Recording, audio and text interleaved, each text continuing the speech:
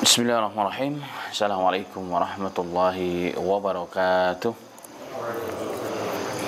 Innal hamdalillah nahmaduhu wa nasta'inuhu wa nastaghfiruh wa na'udzu billahi min shururi anfusina wa min sayyiati a'malina. Man yahdihillahu fala mudilla lahu wa may yudlil fala hadiya lahu. Asyhadu an la ilaha illallah wahdahu la syarika lah wa anna Muhammadan abduhu wa rasuluh. يا أيها الذين آمنوا اتقوا الله حق تقاته ولا تموتن إلا وأنتم مسلمون يا أيها الناس اتقوا ربكم الذي خلقكم من نفس واحدة وخلق منها زوجها وبث منهما رجالا كثيرا ونساء واتقوا الله الذي تساءلون به والأرحام إن الله كان عليكم رقيبا يا أيها الذين آمنوا اتقوا الله وقولوا قولا سديدا يصلح لكم أعمالكم ويغفر لكم ذنوبكم ومن يطع الله ورسوله فقد فاز فوزا عظيما أما بعد فإن أصدق الحديث كتاب الله وخير الهدي هدي محمد صلى الله عليه وسلم وشر الأمور محدثاتها وكل محدثة بدعة وكل بدعة ضلالة وكل ضلالة في النار أما بعد. Ma'asyiral muslimin wal muslimat, bil khusus pendengar setia Radio Ismail yang dirahmati oleh Allah Subhanahu wa taala, bersyukur kepada Allah taala di kesempatan yang penuh barokah yang berbahagia ini kita kembali diberikan dan dimudahkan oleh Allah taala untuk sama-sama mengikuti kajian, menyimak kajian kita pada kesempatan yang berbahagia ini dalam bahasan kita Fiqh Sirah Nabawiyah, dan topik kita pada kali yang barokah ini adalah tentang satu di antara bagian kehidupan sirah nabawiyah yang tidak bisa terpisahkan dari kehidupan beliau, yang kemudian akan menjadi syariat setelah Nabi Muhammad SAW diangkat menjadi nabi dan rasul, adalah bahwa Nabi Muhammad SAW seorang pedagang yang ulung, dalam bahasa yang lain bisnismen yang sangat luar biasa, yang sudah terkenal bukan hanya untuk kota Mekah, bukan hanya untuk Jaziratul Arab, bahkan sampai ke mancanegara. Itulah Nabi kita Muhammad SAW yang banyak orang bahkan kaum muslimin sendiri tidak mengetahui hal tersebut.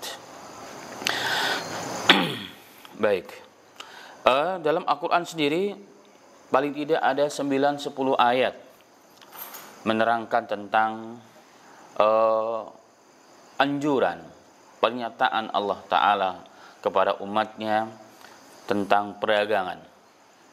Seperti dalam Al-Quran Allah Ta'ala berfirman, wa ahalallahu al-bai'a wa harrama riba. Dalam surat Al-Baqarah Allah Ta'ala berfirman, surat An-Nisa, surat Al-Baqarah Allah Ta'ala berfirman, wa ahalallahu al-bai'a, dan Allah menghalalkan jual beli, wa harrama riba, dan Allah mengharamkan riba. Apapun bentuk jual beli, jika tidak ada unsur riba, tidak ada unsur gharar, tidak ada unsur kadhib dan seterusnya, maka dihalalkan oleh Allah Subhanahu wa taala. Dalam ayat yang lain surat An-Nisa juga Allah berfirman, ya ayyuhalladzina amanu la ta'kulu amwalakum bainakum bil batil illa an takuna tijaratan an taradin minkum. Wahai orang-orang yang beriman, janganlah kalian memakan harta sesama kalian dengan cara yang batil, cara yang tidak baik, kecuali kalian bisa mengambil harta saudara kalian, sesama kalian, dengan cara apa? Dengan cara bertijarah. Jadi tijarah itu sebenarnya adalah kita memberikan barang, penjual, dan kita mengambil harta orang lain, dan cara ini cara yang dibolehkan. Kenapa? Karena disebut dalam syariat adalah al-bai' atau tijarah atau jual beli. Kemudian syarat jual beli adalah antaradin minkum, harus saling ridho di antara dua sisi, di antara pembeli dan juga penjual, dan di sana ada adab tentang hal ini. Dan masih banyak ayat-ayat lain dalam Al-Quran yang menyebutkan kepada kita bahwa tijarah itu memang perkara yang penting dalam Islam. Bahkan nanti kita akan bahas bahwa ternyata tijarah itu merupakan satu bagian sektor terpenting dalam ekonomi Islam.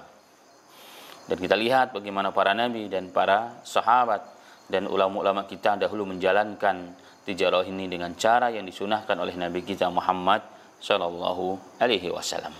Karena itulah ma'asal muslimin rahimani wa rahimakallah, walaupun tijarah pelakunya adalah tajir. Tajir ini bukan dalam bahasa kita. Kalau tajir dalam bahasa kita artinya adalah orang yang kaya, ya kan? Ini si fulan tajir banget nih, artinya kaya banget. Tapi kalau tajir dalam bahasa Quran dan bahasa hadis artinya adalah pedagang.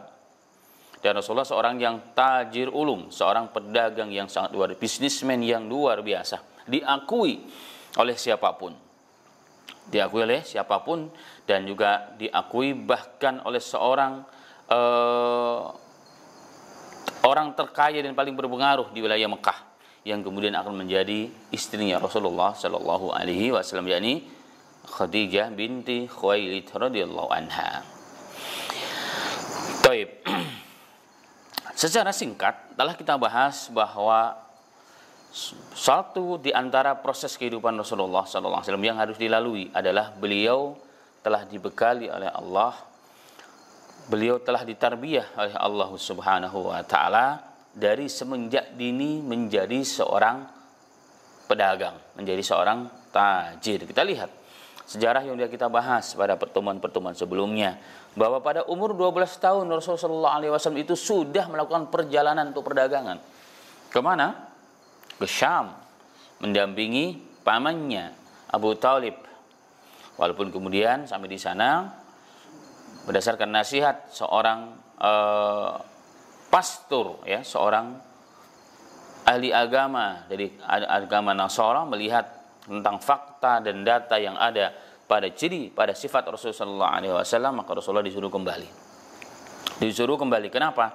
Karena jika ketahuan beliau oleh orang-orang Yahud tentang tanda-tanda kenabiannya Rasul dalam ilmu nubuwah, maka beliau bisa dicelakai oleh orang-orang Yahud. Nah, ini menunjukkan bahwa Nabi Muhammad SAW dari semenjak kecil sudah ada jiwa dalam dirinya seorang pedagang. Kenapa? Karena memang secara turun-temurun bahwa kehidupan ekonomi masyarakat Mekah, terutama para konglomeratnya, orang-orang kayanya, semua ditopang ekonomi mereka dari perdagangan. Bahkan dalam Quran mengenas sumber kehidupan orang-orang Mekah adalah berdagang, dan perdagangan yang paling besar, melakukan perdagangan atau ekspedisi perdagangan yang besar itu terjadi 2 kali dalam setahun. Perjalanan ke mancanegara.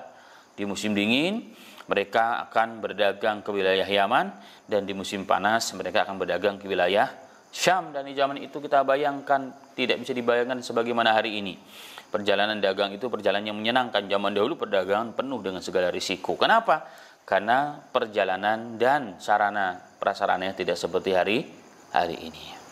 Pada umur 12 tahun intinya Rasulullah sudah dikenalkan, bahkan langsung praktek ke lapangan, bukan hanya di rumahnya, bahkan sampai ke mancanegara. Dan ini jiwa Rasulullah dari berdagang ini sudah masuk dalam diri Nabi kita Muhammad Sallallahu Alaihi Wasallam. Kemudian ma'asal muslimin rahimani wa rahimakumullah, dan Rasulullah SAW terus ketika beliau hidup bersama pamannya, beliau juga mulai dikenal sebagai seorang pedagang ulung dari semenjak usia remaja. Jadi beliau sebagai pedagang yang mandiri itu sudah mulai nampak dan mulai dikembangkan oleh Nabi Muhammad dari semenjak usia remaja.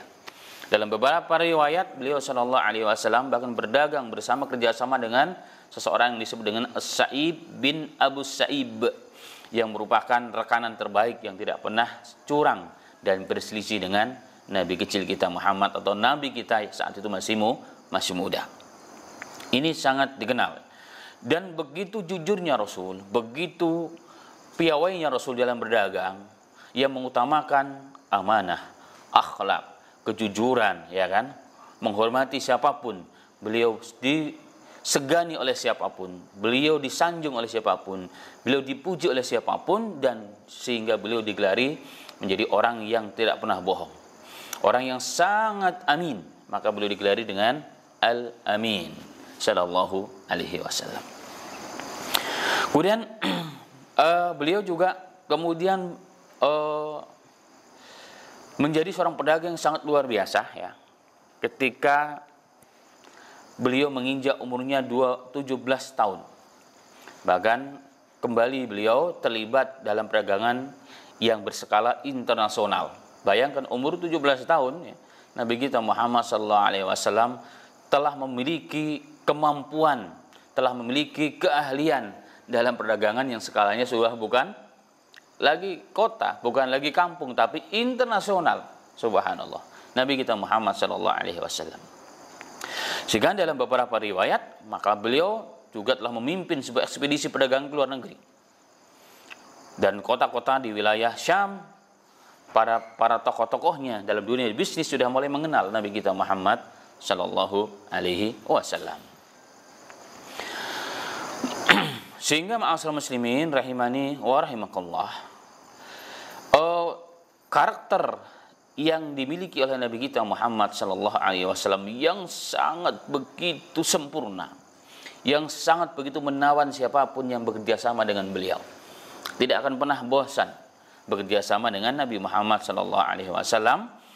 Maka yang tadi di awal telah disinggung, bahkan seorang tokoh wanita di zaman itu yang sangat terkenal, yang sangat menjaga kehormatan dan menjunjung tinggi akhlak kemanusiaan dan kejujuran, yang bernama Khadijah binti Khuwailid, bahkan terpesona dengan kemampuan Nabi kita dan amanahnya Nabi kita Muhammad sallallahu alaihi wasallam.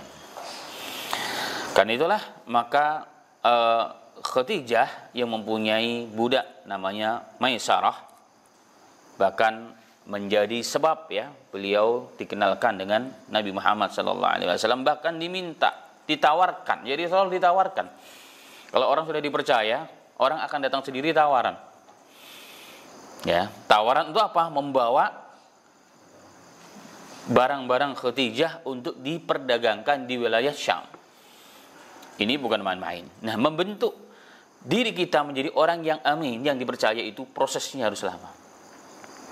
Ya, makanya sering ada istilah dikatakan, jadikanlah Anda sebagai orang yang baik. Siapkanlah diri Anda sebagai emas. Maka orang akan datang mencari Anda sendiri. Jadi kalau orang baik, orang dipercaya dimanapun berada, orang akan datang sendiri. Kenapa? Karena kita perlu orang-orang yang profesional. Rasulullah mempunyai sifat itu. Orang bukan hanya profesional yang mampu di bidangnya, spesialis di bidangnya, tapi beliau juga seorang yang amanah, yang amin. Dan ini tidak main-main. Maka dua hal ini dalam bisnis atau dalam dunia apa saja diperlukan. Dan itulah syarat yang diisyaratkan oleh Allah Ta'ala dalam Al-Quran ketika berkisah tentang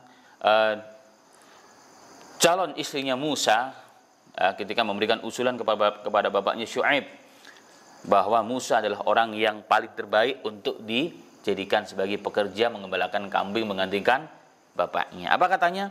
Wa khairu man ista'jarta al-qawiyul amin. Wahai bapakku, orang yang paling baik untuk kau jadikan sebagai pekerja untuk mengurusi gembala-gembalamu karena engkau sudah tua, bapakku, adalah orang yang qawi, yang kuat. Kuat hari ini, kalau kuat dahulu secara fisik pastinya, di mana Musa dilihat langsung oleh dua wanita ini mampu mengangkat sebuah bongkahan batu yang tidak bisa diangkat kecuali minimal 10 orang yang kuat-kuat. Tapi oleh Nabi Musa diangkat sendirian. Ini namanya qawi. Ini namanya qawi. Dan al-qawi hari ini terjemahnya bukan hanya secara fisik, tetapi diterjemahkan lebih luas. Ini profesional. Mengerti, mampu, spesialis, ahli di bidang tertentu. Kalau berdagang berarti di bidang perdagangan. Kemudian amin. Amin adalah orang yang amanah. Dari mana terbukti keamanan seseorang itu? Ketika Nabi Musa berjalan bersama dua wanita, gadis yang merupakan anak dari Nabi Syuaib atau Syuaib alaihi salatu wasalam, maka beliau berjalannya bukan di belakang perempuan, tapi depan perempuan. Bahkan kalau dikatakan dalam tafsirnya, jika Nabi Musa ingin diarahkan belok ke kiri, maka dilempar batu ke sebelah kiri sehingga Nabi Musa akan belok ke kiri, ke kanan dilempar ke sebelah kanan, maka Nabi Musa akan belok ke kanan. Sedangkan dua wanita tersebut di belakang Nabi Musa alaihi salatu wassalam. Ini bentuk amanah yang bukan dibuat-buat. Begitulah mengalir, dan itu semua ada pada diri Nabi Muhammad sallallahu alaihi wasallam. Maka bayangkan seorang Khadijah binti Khuwailid, seorang wanita yang terhormat, yang tersyuhur ya, yang punya kemampuan yang luar biasa, terpelajar di zaman itu, bahkan terpesona dengan kemampuan dan kehebatan dan akhlak yang begitu tinggi dan mulia dari Nabi kita Muhammad sallallahu alaihi wasallam dari semenjak muda.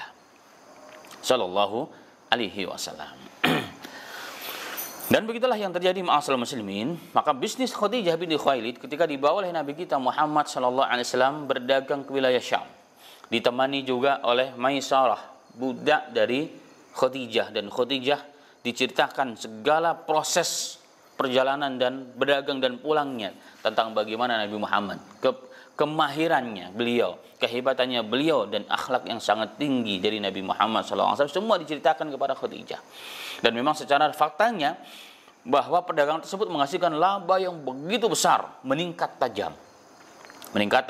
tajam di tangan pembisnis ulung Nabi kita Muhammad sallallahu alaihi wasallam, sehingga beliau tidak pernah merasa rugi, kecewa bermitra dengan Nabi kita sallallahu alaihi wasallam. Ini hebat, luar biasa. Karena hari ini banyak orang yang sekali bekerja sama kapok, uangnya aja nggak balik modalnya, tidak amanah, udah begitu tidak profesional lagi, ya kan, udah kapok. Bahkan untuk mengembalikan uang yang milik kita pun kita kayak pengemis jadinya, padahal hak kita. Itu terjadi pada hari ini ma'asyiral muslim. Karena orang apa? Orang tidak memperhatikan ini. Padahal Nabi kita Muhammad SAW jauh sebelum diangkat menjadi Nabi dan Rasul telah mempunyai karakteristik sifat-sifat seorang pembisnis ulung yang banyak orang tidak mengetahuinya, sallallahu alaihi wasallam. Maka sepulangnya Nabi Muhammad sallallahu alaihi wasallam membawa keuntungan laba ribahu yang begitu meningkat tajam, membuat Khadijah semakin terpesona. Di mana beliau juga melihat Nabi Muhammad itu mempunyai ciri-ciri, memang sebagaimana dia orang yang terpelajar. Beliau membaca kitab-kitab Injil karena keluarganya beliau adalah keluarga terpelajar. Salah satu bentuk nyata adalah apa? Bukti nyata bahwa ketika Nabi Muhammad kemudian menerima wahyu untuk yang pertama kali, kemana beliau sharing ya, untuk menenangkan hati Rasulullah, dibawa oleh istrinya Khadijah binti Khuwailid kepada siapa? Kepada pamannya beliau. Siapa? Waraqah bin Naufal. Dan Waraqah bin Naufal mengatakan, telah turun kepada suamimu malaikat yang dulu pernah turun kepada Musa alaihissalatu wassalam dan nabi-nabi sebelumnya. Artinya apa? Khadijah tahu ciri-ciri itu pada Nabi Muhammad sallallahu alaihi wasallam. Dan itu semakin memikat Khadijah binti Khuwailid untuk bermitra dengan Rasulullah SAW, bahkan kemudian menawarkan dirinya agar beliau menjadi pendamping Nabi Muhammad sallallahu alaihi wasallam. Ini endingnya nanti, tapi belum kita bahas itu nanti ya, setelah membahas tentang Nabi Muhammad sallallahu alaihi wasallam, kiprahnya dari semenjak muda beliau adalah seorang pedagang yang ulung. Maka dapat disimpulkan dari sekilas riwayat-riwayat ya yang dinukilkan dalam sejarah sirah nabawiyah sallallahu alaihi wasallam dengan berbagai literatur tentunya ya, yang klasik ataupun yang modern, bahwa Nabi Muhammad telah mampu mengelola perdagangan ya, telah dikenalkan dengan dunia bisnis yang bukan main-main saat itu dari umur 12 tahun. Kemudian setelah beliau usia sudah remaja, beliau sudah mulai mandiri dan berdagang. Umur 17 tahun beliau sudah menjadi terkenal seorang pedagang yang luar biasa. Kemudian menjelang usia 25 tahun ya, tadi telah diceritakan beliau dipercaya untuk membawa dagang bisnisnya Khadijah binti Khuwailid radhiyallahu anha. Dan dari situlah mulai beliau semakin intens ya kedekatannya dengan Khadijah, dan Khadijah memperhatikan betul Nabi kita Muhammad sallallahu alaihi wasallam, sehingga beliau terus dipercaya, dan akhirnya beliau sendiri menikahi Khadijah binti Khuwailid radhiyallahu anha. Inilah di antara kisah yang tidak bisa terpisahkan dari satu di antara kehidupan Nabi Muhammad, atau dalam bahasa yang lain, satu kisah bagian hidup terpenting pada diri Rasulullah yang memerlukan waktu cukup lama ini, dari semenjak kecil dan sampai muda, beliau paling banyak waktunya adalah untuk berdagang. Ini bagian terpenting dari sirah nabawiyah sallallahu alaihi wasallam yang banyak orang melupakan ini. Yang banyak orang melupakan ini. Dan itulah maka Nabi Muhammad sallallahu alaihi wasallam sudah terkenal dari semenjak dini. Ya, seorang pembisnis besar, pembisnis ulung yang terkenal, namanya dikenal sampai ke wilayah Yaman. Yaman yang merupakan negara yang besar di zaman itu, yang merupakan pusat ekonomi dan pusat budaya di zaman itu. Sampai ke Syria, Basra, ke Irak, Yordania dan seterusnya, dan kota-kota seluruh Jaziratul Arab. Inilah Nabi Muhammad SAW. Kalau dihitung-hitung berarti Rasul SAW kurang lebih 20 tahun berkiprah di bidang ini. Nabi Muhammad kurang lebih 20 tahunan berkiprah di bidang bisnis, jual beli atau perdagangan atau tijarah, sehingga beliau dibesarkan dalam kondisi seperti itu. Itulah Nabi kita Muhammad SAW.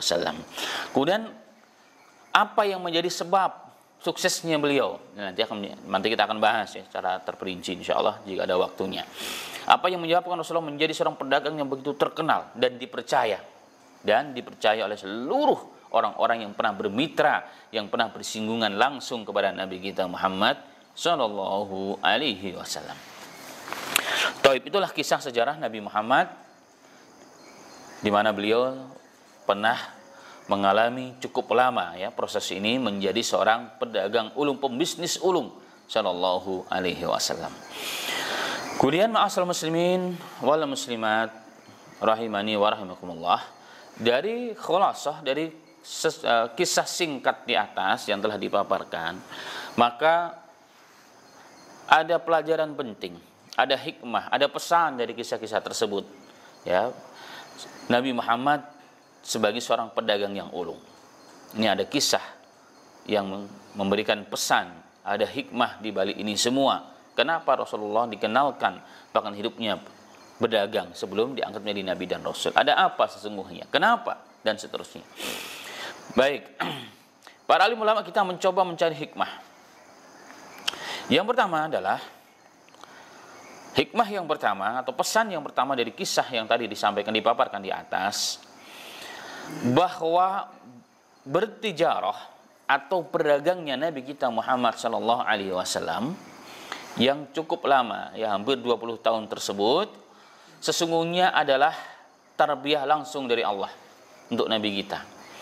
Bekal, ya, beliau sebagai praktisi langsung dalam dunia bisnis ini, atau dalam bahasa lain beliau dikasih kesempatan untuk melatih dirinya, mempersiapkan dirinya sallallahu alaihi wasallam. Dan ini dipersiapkan semua oleh Rasulullah, oleh Allah Ta'ala untuk Nabi kita Muhammad. Kenapa? Karena beliau kelak membawa syariat Islam yang merupakan agama yang sempurna, agama yang dianggap sebagai agama yang penutup, yang diridhoi oleh Allah Subhanahu wa Ta'ala. Kenapa? Karena dalam proses pelatihan 20 tahunan itu menjadi seorang pembisnis ulung, tentunya beliau menyempurnakan sifat-sifat yang mulia di situ.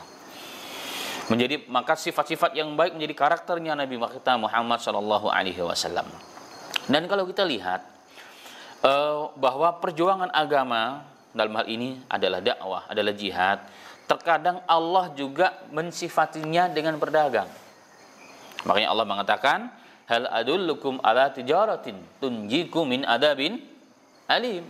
Maukah kalian wahai manusia, aku tunjukkan bisnis, dagang, tijarah yang tidak pernah rugi kalian, yang akan bukan hanya mendapatkan keuntungan dunia dan pahala, tapi akan menyelamatkan kalian dari adab yang pedih. Bahkan perjuangan agama di sini, berjihad, berdakwah, Allah namakan dengan tijarah. Kenapa tijarah itu ada untung ruginya? Dan kalau bertijarah dengan Allah, nggak pernah akan ada ruginya. Kalau bertijarah dengan manusia, ada dua. Kalau nggak untung ya rugi. Itu udah pasti, kecil ataupun besar ya, itu kondisional aja. Tapi kalau bertijarah dengan Allah, dipastikan tidak akan pernah rugi. Kenapa? Karena dia akan diselamatkan oleh Allah dari adab yang sangat pedih. Maka Allah menggunakan kalimat-kalimat dalam Quran adalah pendekatan kepada manusia yang orang langsung paham. Namanya tijarah berarti untung dan rugi. Tapi kalau tijarah dengan Allah nggak pernah rugi.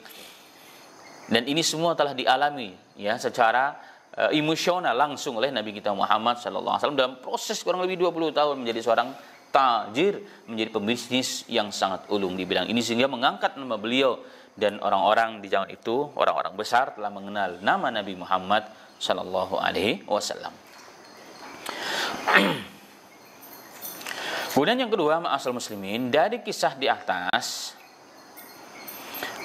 juga memberikan pesan kepada kita bahwa orang yang hebat, orang yang besar di dunia ini semua ternyata melalui proses tarbiyah yang lengkap dan menyeluruh dari segala bidang dalam bagian-bagian kehidupannya. Sehingga sempurnalah seseorang itu. Seseorang yang di masa pendidikan ya, dia mempelajari apa saja. Jangan pernah berpikir mempelajari itu sekarang, untuk kemudian sekarang, enggak. Orang belajar itu untuk menanti. Maka diberikan kesempatan Allah untuk belajar di apa saja, segala bidang apa saja. Kenapa? Ini melengkapi tarbiyah kita kelak di masa depan. Dan ini bermanfaat kelak jika kita ingin menjadi orang yang besar, dan itu terjadi pada diri Nabi Muhammad SAW. Artinya bahwa seluruh kehidupan Rasulullah sebelum diangkat menjadi Nabi dan Rasul itu sesungguhnya proses tarbiyah, proses ilahiyah. Jadi beliau telah melalui proses pendidikan tarbiyah langsung dari Allah. Kita lihat dari semenjak beliau lahir sudah menjadi yatim. Karena bapaknya Abdullah umur 25 tahun meninggal dunia sebelum Rasulullah lahir. Setelah itu beliau lahir sepekan, kemudian dikirim ke Halimah Sa'diyah, tinggal di pedalaman Arab. Ini tarbiyah yang kedua yang sangat luar biasa. Menjadi yatim saja itu tarbiyah yang besar, ya kan? Karena kehidupan sebagai seorang yang yatim tidak akan pernah sama dengan kehidupan orang yang tidak yatim. Ini telah dijalani oleh Rasulullah. Ternyata ini adalah bekal untuk Nabi Muhammad sesungguhnya. Yang kemarin sudah dibahas ya pada babnya. Silakan merujuk kepada rekaman yang sebelumnya.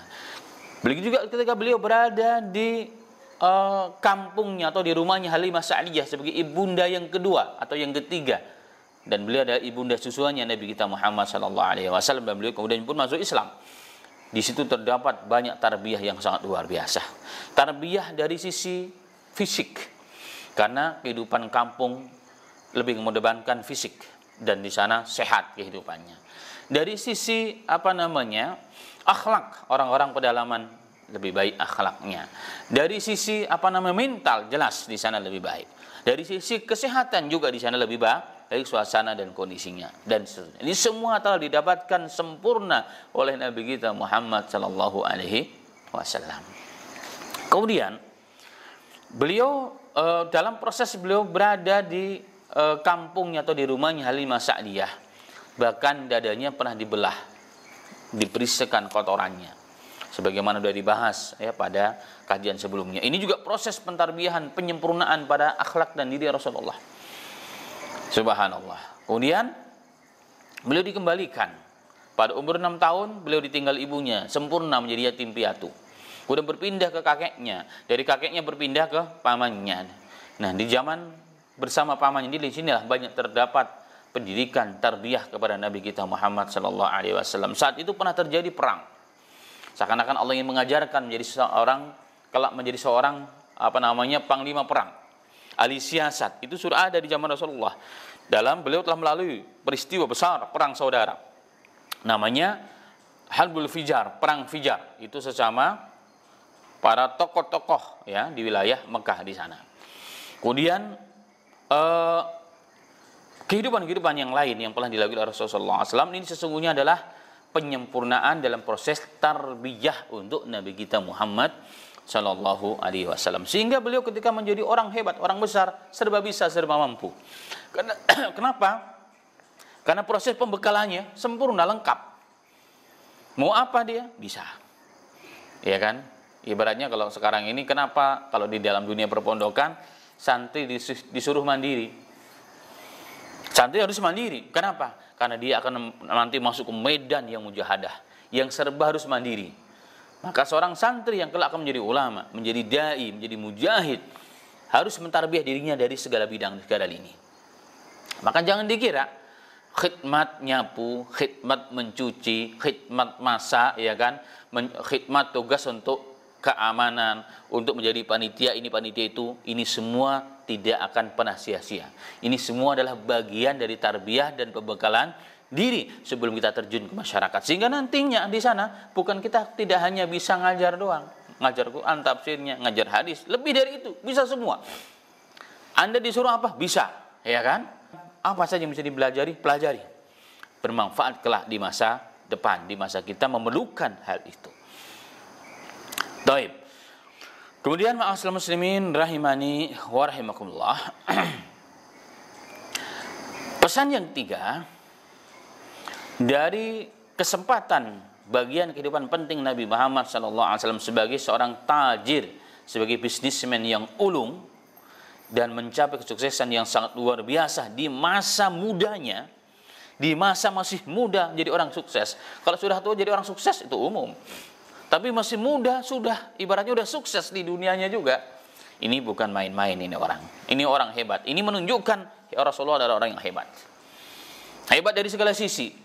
Cerdas, pintar, amanah, ya, seorang yang menjadi pemimpin, tokoh, seorang yang ahli dalam bernegosiasi. Ini semua ada pada Rasulullah. Dan ini semua nanti diperlukan dalam dakwah.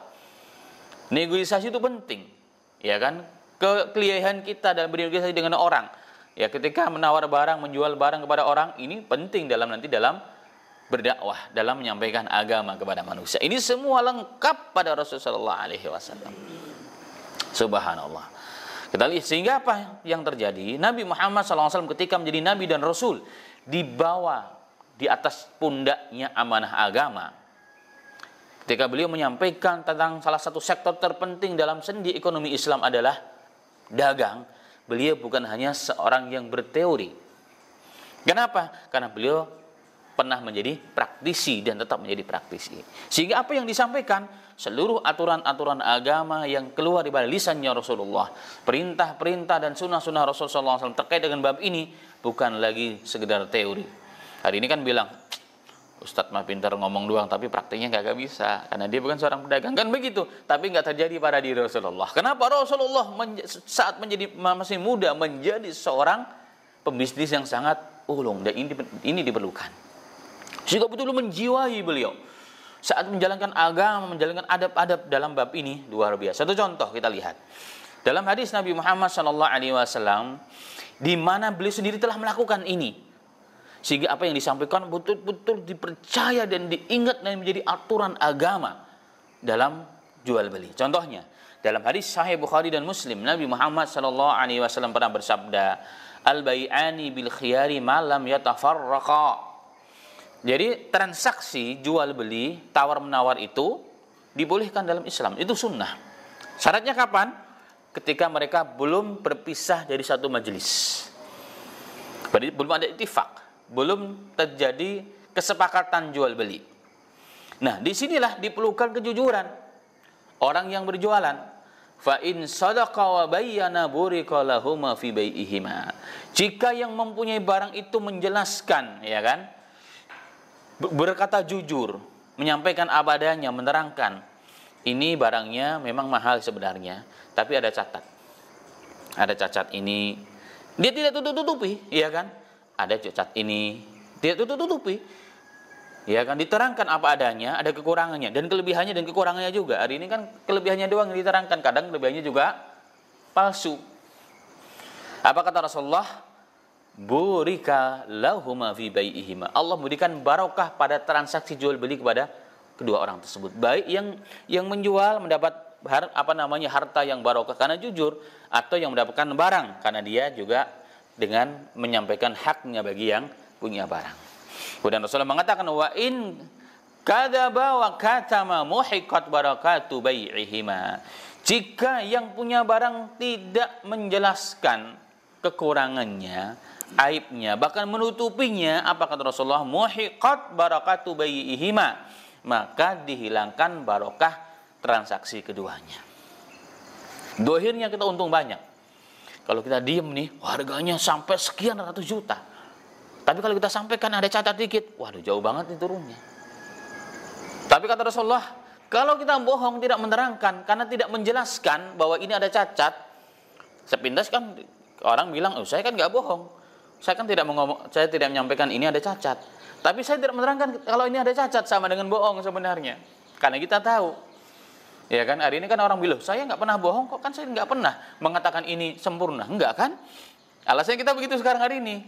Ternyata Rasulullah mengatakan, mengisyaratkan dari hadis ini, orang yang tidak menerangkan cacat barang kita sama dengan menutupi kekurangan, berarti bohong sesungguhnya.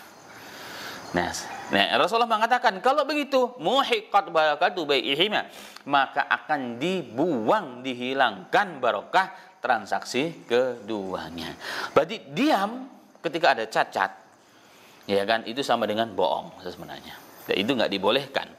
Makanya Nabi Muhammad SAW ketika beliau menjadi nabi dan rasul, beliau betul-betul mengamalkan hal ini. Maka beliau belusukan ke pasar-pasar.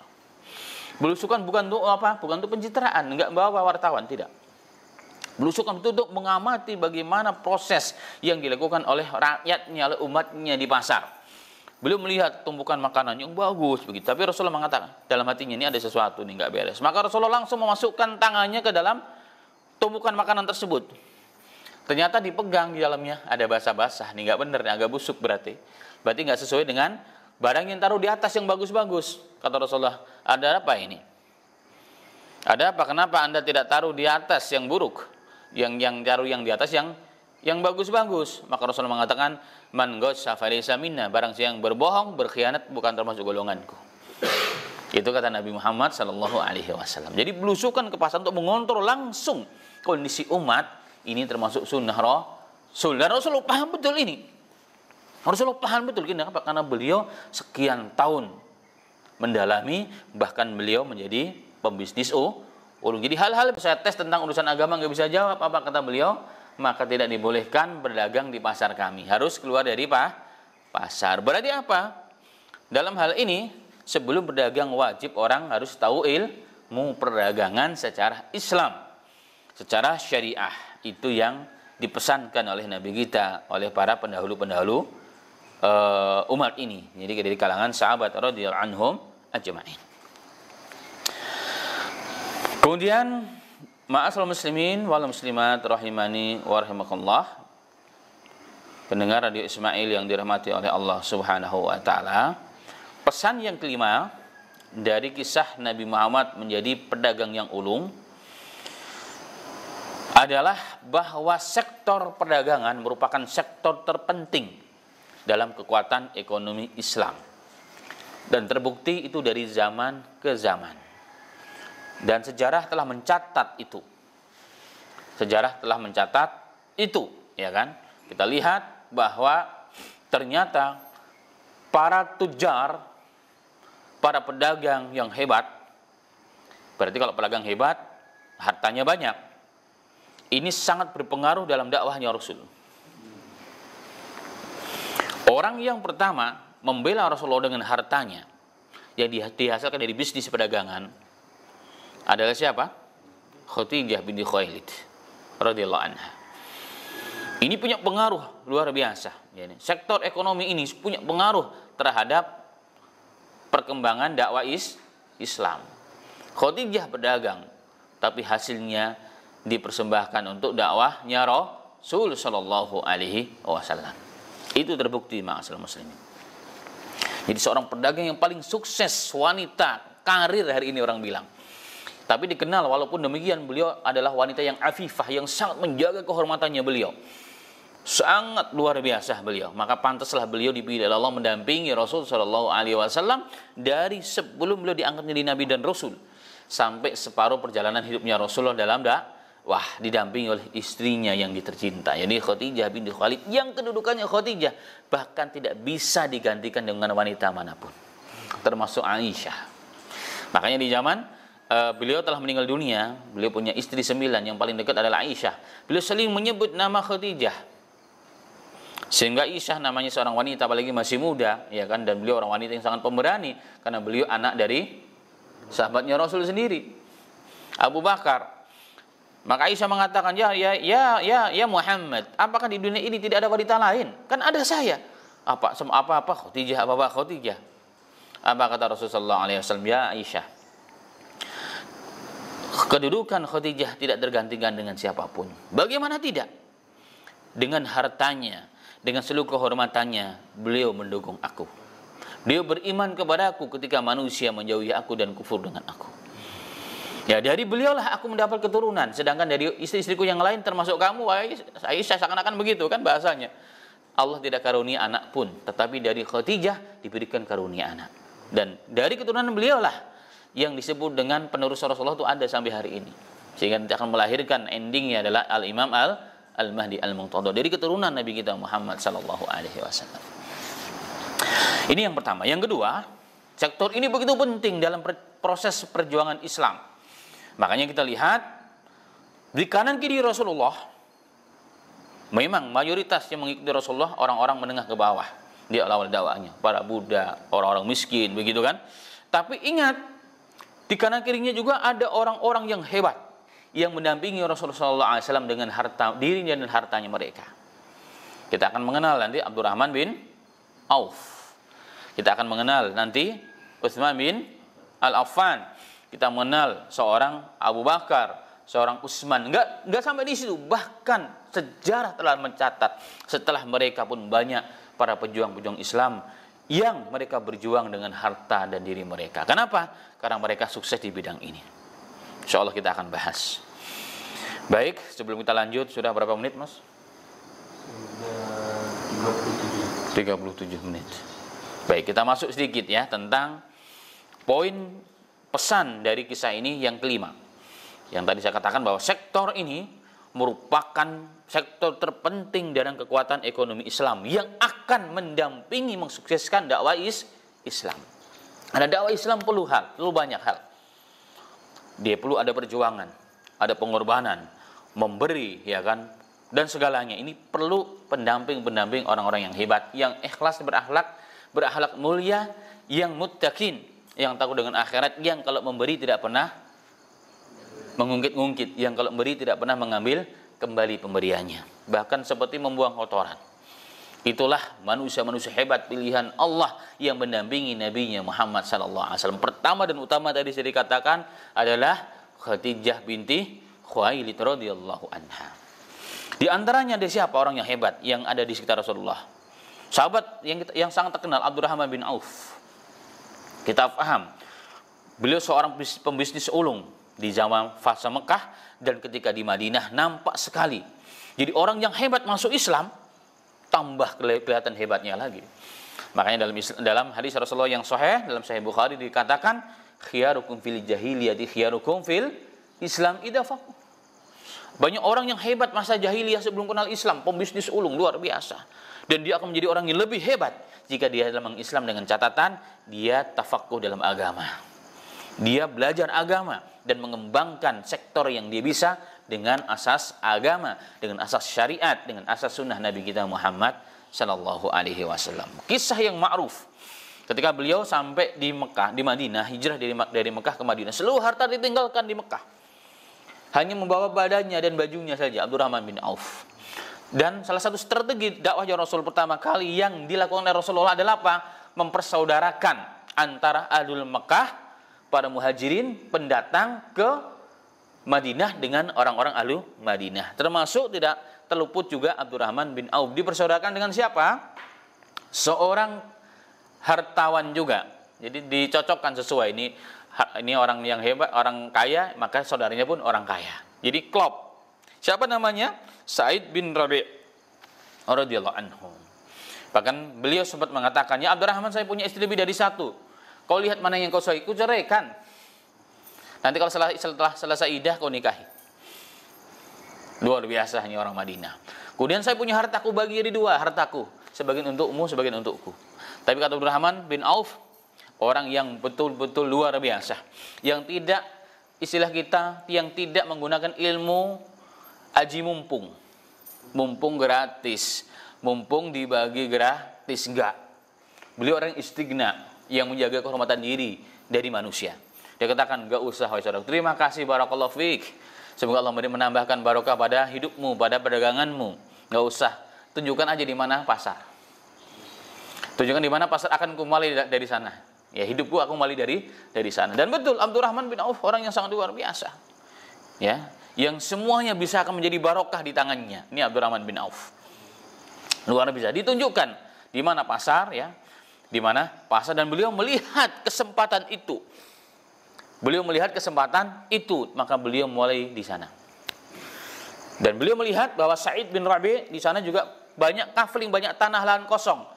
Maka Abdurrahman jiwa bisnis yang luar biasa, maka beliau buat kapling-kapling untuk lapak hari ini namanya. Maka yang ngelola siapa? Abdurrahman bin Auf, karena jiwa bisnisnya sangat luar biasa. Beliau yang mengelola, ya kan? Punya siapa? Punya Sa'id bin Rabi. Persaudaraannya tetap terjaga dan menambah kuat ukhuwah mereka. Nah, dari situ mulai bangkit. Bangkit sehingga kemudian hari ma'asyiral muslimin termasuk memberikan bekal dalam perang yang sangat luar biasa hebatnya, besarnya. Ya, perang terakhirnya Rasulullah yaitu perang Tabuk. Itu Abdurrahman bin Auf. Maka kalau kita mengenal sosok Abdurrahman bin Auf, sosok orang yang hebat, dermawan, orang yang agamis banget ya, religi banget, tapi orang sosok yang hartawan. Artinya punya harta yang begitu banyak dan barokah. Kenapa? Karena kehebatannya didukung juga dengan ilmu agama dan iman yang kuat kepada Allah Subhanahu wa taala. Itu yang pertama. Yang kedua adalah Utsman bin Affan. Sosok seorang bisnismen yang juga luar biasa, sekaligus menantu Rasulullah, pernah menikahi dua wanita yang merupakan dua putrinya Rasulullah SAW, sehingga beliau dijuluki sebagai Dzunuraini, orang yang punya dua cahaya, karena menikahi dua putrinya Rasulullah SAW yang meninggal kemudian diganti dengan yang mulia. Kedua-duanya meninggal dunia. Inilah Affan bin Affan. Kemudian adalah Utsman bin Affan, dan beliau juga sering memberikan bantuan kepada perjuangan Islam yang tidak terhitung jumlahnya.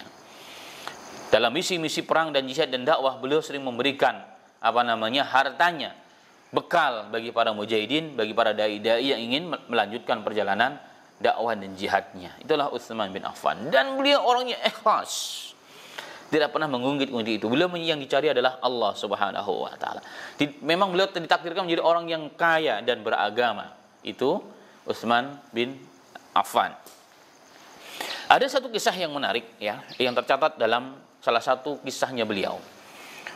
Sebagai seorang pembisnis yang sangat ulung dan kelihayan dalam bernegosiasi dengan siapapun.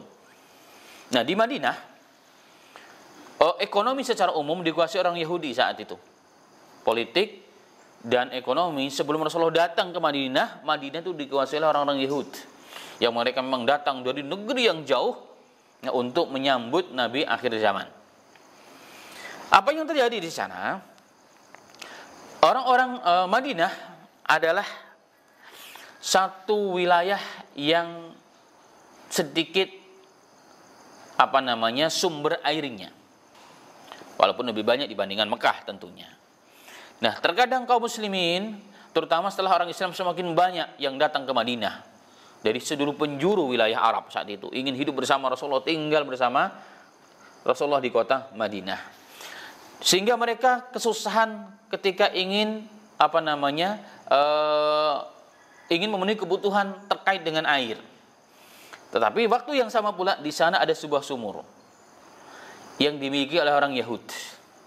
Dan Rasulullah berkeinginan untuk membeli sumur itu. Kemudian Utsman bin Affan tahu itu, maka beliau tanpa pikir panjang langsung mendatangi si Yahudi tersebut dan bernegosiasi. Dengan hasil negosiasi tersebut yang sangat luar biasa adalah apa ya? Hasilnya, maka terjadi kesepakatan bahwa Yahudi tersebut akan menjual sumurnya kepada Utsman bin Affan, tetapi tidak semua. Hanya separuh sumurnya. Bagaimana separuh sumurnya dijual? Maksudnya itu bagaimana? Maksudnya adalah apa? Hari ini adalah jatahnya Utsman, besok adalah jatahnya orang Yahudi. Begitu maksudnya, itu menjual separuh harga. Dan sumur, ingat, di Madinah atau di Jaziratul Arab secara umumnya sampai hari ini, harta sumur adalah harta yang sangat luar biasa. Orang punya sumur berarti kaya. Kalau di negara kita kan sumur tinggal gali ya, beberapa meter udah keluar air, apalagi di Sumatera, di Kalimantan, ya kan? Jadi banyak sumur belum tentu kaya, ya, banyak sumur banyak masalah yang ada. Nah, beda dengan orang-orang di sana. Punya sumur berarti orang kaya raya ini pasti. Mana orang-orang Yahudi ini pintar ya, menggunakan kesempatan itu, mencari celah itu. Kemudian ma'asyiral muslimin rahimani rahimakumullah, maka setelah terjadi kesepakatan antara Utsman dengan orang Yahudi, maka di masa gilirannya Utsman, beliau membuat pengumuman. Orang-orang Islam yang mengambil air, silahkan mengambil air gratis hari itu. Digratiskan oleh Utsman bin Affan. Subhanallah. Maka giliran di zaman Utsman, semua orang Islam yang perlu air ngambil di situ, ya kan? Akhirnya apa yang terjadi? Besoknya orang Islam udah merasa cukup. Akhirnya tidak beli dengan orang Yahudi. Orang Yahudi lama-lama merasa rugi. Apa yang terjadi setelah itu akhirnya? Akhirnya Allah Yahudi dijual ke Utsman bin Affan. Itu yang terjadi, ya, itu yang terjadi. Dan kemudian ma'asal muslimin rahimani wa rahimakumullah, di sekitar sumur itu terdapat terdapat kebun kurma yang sangat luas yang tadinya milik orang Yahudi. Yang tidak milik orang Yahudi, dan kemudian pun dengan negosiasi kelihayannya berdagangnya jiwa bisnis Utsman bin Affan mampu membeli semua perkebunan kurma tersebut oleh Utsman bin Affan, dan bukan dimiliki untuk dirinya sendiri, bukan, tapi diwakafkan untuk umat Islam. Subhanallah. Diwakafkan untuk umat Islam. Subhanallah. Luar biasa. Kemudian setelah meninggal dunia, wakaf ini dijaga oleh pemimpin Islam yang ada, bahkan ketika sampai gilirannya di Daulah Utsmani, Turki Utsmani. Ya, di zaman Daulah Turki Utsmaniyah. Ketika dia menjadi negara yang hebat yang memimpin dunia, yang baru hancur beberapa tahun yang lalu, ya, pada tahun 1928 Masehi hancur Turki Utsmani. Di zaman beliau, wakaf tanah ini dan sumur dijaga dengan baik, dirawat dengan baik oleh mereka. Tetap menjadi tanah wakaf atas nama Utsman bin Affan. Ketika berpindah ke tangan negara kerajaan Saudi Arabia, perawatan tersebut bahkan ditingkatkan menjadi semakin baik. Dan kebun tersebut tumbuh, ya, ditanami kurang lebih 1.550 pohon korma. Bahkan kemudian Kementerian Pertanian Saudi Arabia, ya, jadi yang ditunjuk oleh Saudi Arabia untuk mengelola hasil kebun tersebut. Kemudian hasil kebun tersebut dibagi menjadi dua. Hasilnya, ya, yang pertama digunakan 50% untuk anak-anak yatim piatu dan fakir miskin. Dan setengah lainnya disimpan di bank atas nama rekening banknya Utsman bin Affan. Rekening banknya Utsman bin Affan. Padahal beliau sudah meninggalkan kita, umat manusia, dari ribuan tahun yang lalu. Tapi masih punya rekening abadi namanya. Ini namanya rekening abadi. Subhanallah, luar biasa. Bahkan kemudian, ya, dan rekening ini dipegang oleh Kementerian Wakaf di sana. Dan mereka orang yang jujur, artinya tidak menggunakan ini sebagai untuk kepentingan pribadinya. Luar biasa. Udah kebayang kira-kira? Udah berapa tahun? Udah berapa perkembangannya kira-kira? Ya kan? Subhanallah. Sehingga sampai pada waktunya, ya, beberapa tahun yang lalu, karena begitu sangat luar biasa uangnya Utsman bin Affan, atas nama Utsman bin Affan di rekeningnya, sehingga dibelikan sebidang tanah di kawasan Markaziyah, area yang sangat eksklusif, area yang sangat mahal di sekitar Masjid Nabawi. Bahkan sekarang dibangun hotel atas nama Hotel Utsman bin Affan. Subhanallah, luar biasa. Inilah investasi abadi. Orang kalau ikhlas, beginilah barokahnya, nggak cuma beliau hidup sampai ribuan tahun. Sekarang berapa? Sekarang sudah 1443. Jadi berapa tahun sudah? Subhanallah. Inilah kisah, ya, seorang Utsman bin Affan, pembisnis ulung yang betul-betul ikhlas karena Allah dalam berjuang. Beliau merasa kemampuannya memang Allah berikan dari Allah. Maka beliau dengan kemampuan ini membantu orang Islam, memajukan dakwah Islam, perjuangan Islam dimanapun berada. Sehingga barokahnya kita sampai dirasakan sampai hari ini. Ya laitani, oh alangkah indahnya kita dekat dengan mereka. Kita bisa datang kepada rekening Utsman bin Affan untuk bantu kita di sini, ya kan, cepat selesai urusan kita insyaallah. Baik, inilah orang-orang yang mendampingi Nabi Muhammad. Kebayang nggak kira-kira kalau kita punya orang-orang yang seperti ini nih mendampingi dalam dakwah? Luar biasa. Tapi ada catatan penting. Rasulullah didampingi orang-orang yang hebat seperti ini. Tapi Rasulullah tidak pernah memanfaatkan mereka dalam tanda kutip kepentingan pribadi. Rasulullah hanya menawarkan kepada mereka untuk urusan agama, ya, urusan dakwah, urusan jihad, urusan orang Islam, tapi tidak memanfaatkan mereka untuk kepentingan pribadinya. Utsman, saya kelaparan nih di rumah, tolong dong kirim makanan. Nggak pernah Rasulullah itu. Abu Bakar atau Abdurrahman bin Auf, Anak saya mau kawin nih, nggak ada mas kawinnya, cariin dong. Nggak pernah itu. Apa buktinya? Di akhir hayatnya Rasul Shallallahu Alaihi Wasallam untuk memenuhi hajat keperluan keluarganya Rasulullah. Di mana kanan kirinya orang-orang hebat kayak begini, ya kan? Berjuang tanpa pamrih, memberi tanpa meminta imbalan dan tanpa menarik kembali pemberiannya. Tapi Rasulullah demi untuk memenuhi hajat keluarganya, beliau menggadaikan baju besinya dengan berapa? Dengan tepung untuk makan beliau dan keluarganya. 30 sok. 30 sok. Satu soknya ya anggaplah 3 kilo. Minimal 2,5 kali 30 berapa itu? Luar biasa. Ini Rasulullah SAW. Artinya apa di sini? Pesan yang diberikan kepada kita, Rasulullah tidak memanfaatkan kehebatan, kekayaan, pengaruh ekonomi yang mendampingi Rasulullah dalam dakwah untuk kepentingan pribadinya. Seandainya mereka tahu, dibiarkan nggak Rasulullah ngutang pada orang Yahudi? Nggak mungkin. Seandainya tahu nih Muhammad Sallallahu Alaihi Wasallam yang asbabnya dia dapat hidayah, asbabnya dia jadi orang hebat, tahu kekurangan di rumahnya nggak ada makanan, kira-kira dikasih nggak oleh Abdurrahman bin Auf? Kira-kira dikasih nggak oleh Abu Bakar? Kira-kira Abu Bakar adalah teman dan juga menantunya, ya, mertuanya Rasul, nggak akan mungkin dibiarkan kelaparan, apalagi ada putrinya di dalamnya, nggak akan mungkin. Kira-kira dibiarkan nggak oleh Utsman bin Affan kelaparannya Rasulullah dan keluarganya? Nggak mungkin, wallahi nggak mungkin. Mereka siap mengorbankan jiwa raganya untuk Rasul. Mereka siap mengorbankan jiwa raganya, ya kan?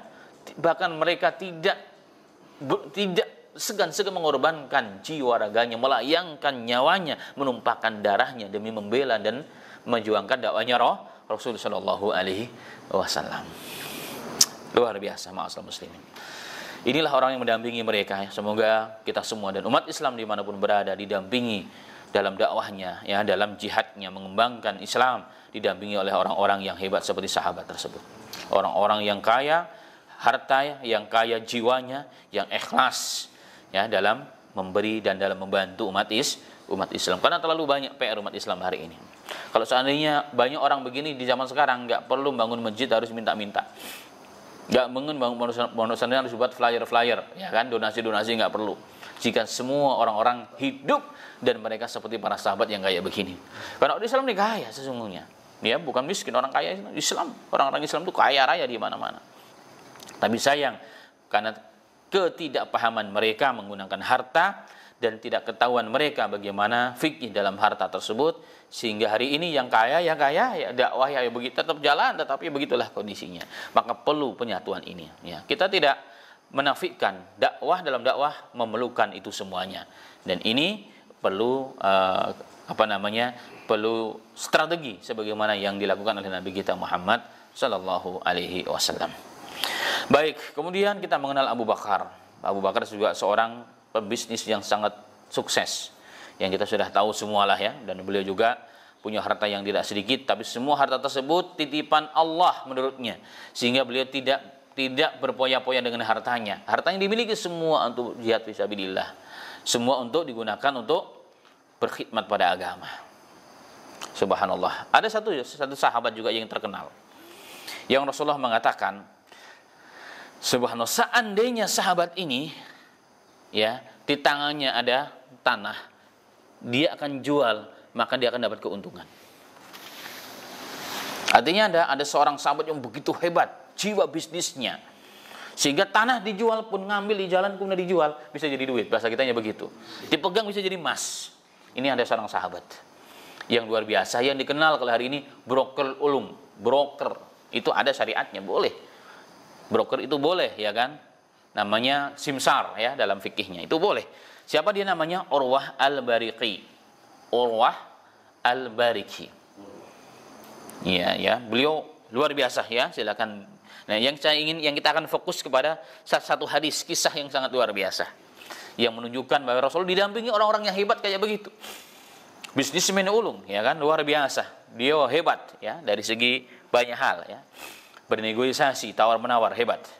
Dalam satu riwayat yang sahih, riwayat Abu Daud, Tirmidzi dan lain sebagainya, hadisnya hasan ataupun sahih. Diriwayatkan kepada Urwah, yakni Ibnu Abi Ja'd al-Bariki. Panggilannya Ibnu Abi Ja'd, namanya Urwah al-Bariki radhiyallahu anhu. Satu ketika, a'tahu Nabi sallallahu alaihi wasallam dinaran yashtari bihi udhiyatan aw syatan. Rasulullah pernah meminta kepada dia, dan Rasul memberi satu uang dinar kepada siapa? Urwah al-Bariki. Untuk apa? Membeli seekor hewan korban, ya, atau kambing hewan korban. Fashtara syataini faba'a ihdahuma bidinarin fatahu bisyatin wa dinar. Subhanallah. Kemudian setelah dia beli, waktu yang tidak lama ada orang nyari nyari kambing. Kambing yang sudah dibeli dengan 1 dinar dijual 2 dinar. Dijual dengan 1 dinar dia beli lagi 1 kambing dan masih punya 1 dinar dalam waktu yang tidak lama. Datanglah kepada Nabi Muhammad sallallahu alaihi wasallam. Rasul kaget. Lah kok bisa? Saya kasih cuma 1 dinar, kok kamu bawa 1 kambing dan bawa 1 dinar? Gimana ceritanya? Ya Urwah. Ya kan? Maka tahu Rasulullah kemampuan ini orang hebat nih dalam berbisnis. Dan bernegosiasi nih hebat. Ya, tidak semua orang bisa seperti itu. Modalnya cuma 1 dinar. Ya, Rasulullah mengatakan, ya, beli dengan ini 1 dinar. Jadi artinya apa? Orang yang sangat hebat. Yang penting kan dapat korban. Hewan korban, ya sudah. Kalau ternyata ada untungnya, itulah merupakan rezeki, ya kan.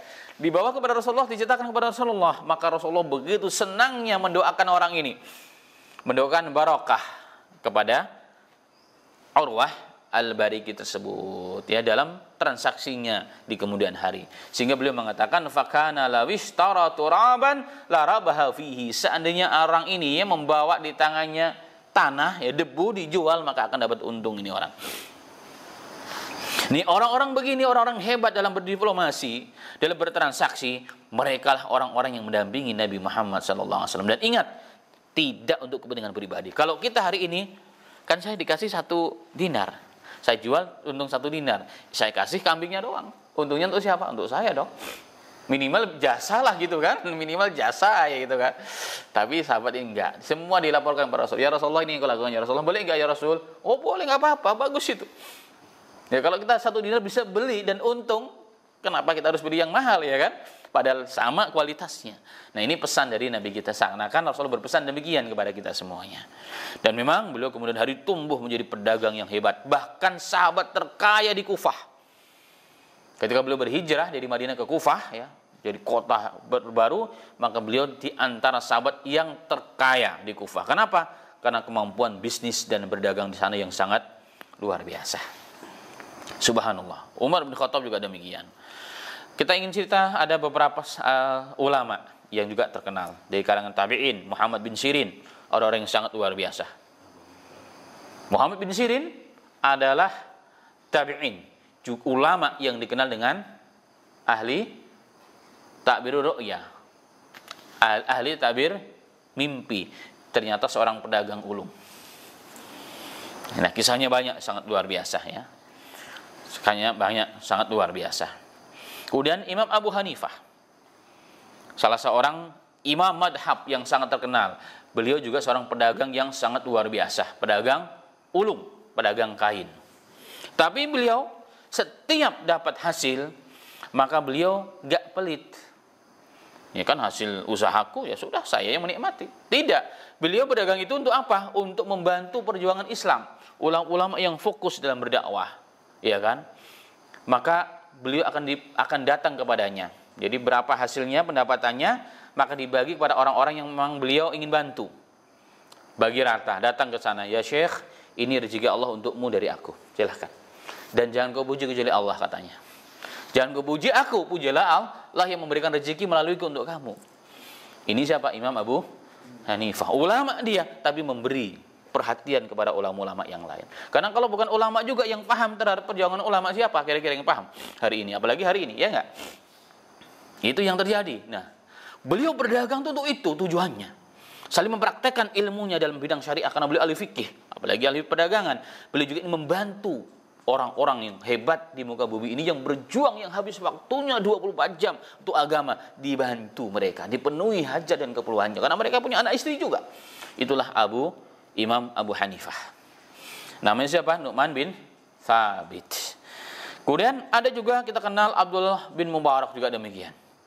Dan ini semua nama-nama ini di antara nama-nama yang pernah tercatat dalam sejarah Islam, selain mereka ulama, selain mereka pejuang Islam, juga mereka seorang yang hartawan. Dari mana? Hasil dari berdagang. Maka perdagangan merupakan sumber ekonomi Islam dan sumber kekayaan orang. Orang mau kaya dengan benar, dengan baik, jadilah seorang pedagang. Bersih hartanya, ya kan, barokah insyaallah hasilnya. Dan ini ma'asyiral muslimin gambaran sekilas ya tentang hikmah pesan yang Allah titipkan kepada kita semua. Kenapa Nabi kita Muhammad SAW sebelum menjadi Nabi dan Rasul, beliau seorang pembisnis sukses. Maka ketika kemampuan bisnis itu ketika digunakan untuk berdakwah, jelas hasilnya sangat luar biasa. Nah, semoga Allah berikan taufik kepada kita untuk mengambil hikmah dan pelajaran dan ilmu dalam mensukseskan dakwah kita ke depan, insyaallah. Amin ya rabbal alamin. Dan masih ada beberapa catatan ya terkait dengan bab ini, insyaallah kita akan sambung pada pertemuan berikutnya dengan izin Allah Subhanahu wa taala. Demikian, ma'asyiral muslimin wal muslimat pendengar Radio Ismail yang dirahmati Allah taala. Wafaqna wa iyyakum lima yuhibbu wa yarda. Walhamdulillahirabbil alamin. Subhanaka rabbana wa bihamdika asyhadu an la ilaha illallah nastaghfiruka wa atubu ilaik. Assalamualaikum warahmatullahi wabarakatuh.